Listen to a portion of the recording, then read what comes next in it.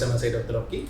Saya Dr. Friska. Hari ini kita akan membahas tentang faringitis. Nah, ini banyak banget nih dok pertanyaan yang masuk mengenai faringitis atau sakit tenggorokan. Paling banyak ditanya adalah penyebabnya apa sih dok faringitis ini? Nah, untuk faringitis sendiri atau sakit tenggorokan itu penyebabnya bisa virus, bisa bakteri dok. Kalau virus itu yang seperti biasa kita tahu ya dok ya, paling banyak itu virus influenza, ada rhinovirus, Epstein-Barr, atau kalau misalnya bakteri itu biasanya paling banyak itu karena bakteri Streptococcus. Oh, jadi ini sebenarnya mirip-mirip ya dok ya, penyebabnya sama yang ISPA lainnya ya? Betul, karena kan emang si virus atau bakteri ini kan yang emang sering menyerang saluran pernafasan atas. Jadi bisa menyebabkan faringitis, bisa kadang kita menyebabkan batuk atau pilek. Jadi emang ini salah satu virus sama bakteri yang lumayan sering buat menginfeksi saluran pernafasan atas kita dok. Oke, nah selain sakit tenggorokan, biasanya gejala apa sih dok yang biasa dialami oleh seseorang yang sedang menderita faringitis ini? Nah, paling umum ya tadi dok ya, nyeri tenggorokan, kemudian sulit menelan. Kemudian karena kita ngomong infeksi, berarti kita biasa akan disertai dengan demam. Dan itu juga biasanya gatel, tenggorokan itu berasa lebih gatel. Kadang juga gejala juga agak lebih, karena udah ada infeksi juga bisa menyebabkan gejala seperti sakit kepala atau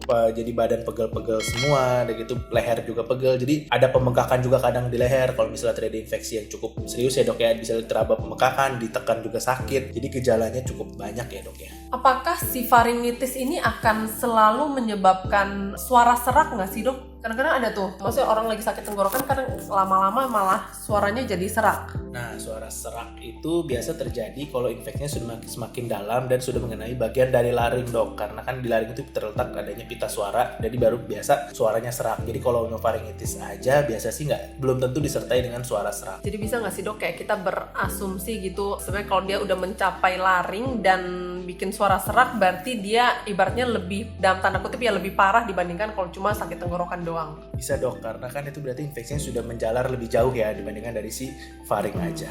Oke, nah terus kita udah bahas tentang gejala. Nah terus kira-kira perlu nggak sih dok kalau seandainya sakit tenggorokan ini kita ke dokter? Dan kalau perlu, kapan kira-kira harus ke dokter? Nah, untuk sakit tenggorokan sendiri tadi kan kita sempat bahas bisa disebabkan karena virus. Dan seperti yang kita tahu kalau penyakit yang disebabkan karena virus biasanya dia akan sembuh sendiri. Nah, itu kapan sih kita mesti ke dokter apabila gejala yang teman-teman rasakan tuh semakin memburuk? Misalnya sakit tenggorokannya nggak sembuh-sembuh, kayak gitu demamnya jadi demam tinggi, suara mulai serak, dan gitu misalnya udah 3-5 hari terus misalnya kok nggak membaik sama sekali ya, itu mungkin dipertimbangkan untuk ke dokter. Nanti di dokter tuh biasa akan dilakukan pemeriksaan, umumnya itu pemeriksaan fisik yang kita akan lihat, tadi minta buka mulut, nanti akan di center di bagian tenggorokan kita. Kalau misalnya terjadi radang itu dokter akan bilang, oh iya ini ada radang di sini. Mungkin dokter akan memberikan obat-obatan. Atau juga ada pemeriksaan lebih spesifiknya, kita bilang swab tenggorok. Itu biasanya juga buat tahu sih kuman apa sih yang bikin si sakit tenggorokannya. Nah, penyebabnya ya dok ya? Betul. Nah nanti setelah kita tahu penyebabnya, biasa dokter akan memberikan obat-obatan. Misalnya kalau emang karena bakteri diberikan antibiotik, kemudian diberikan biasa buat yang menurun panas, dan sesuai dengan keluhan kalian. Nah terakhir nih dok, gimana caranya supaya kita nggak gampang terkena faringitis? Nah yang biasanya supaya nggak gampang terkena sakit tenggorokan, yang pertama kita harus rajin mencuci tangan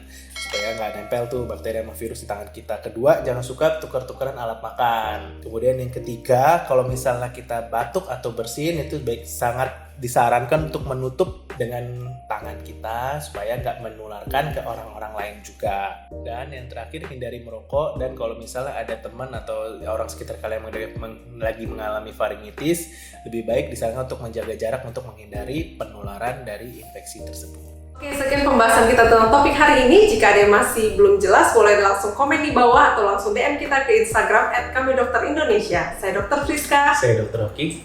Pamit.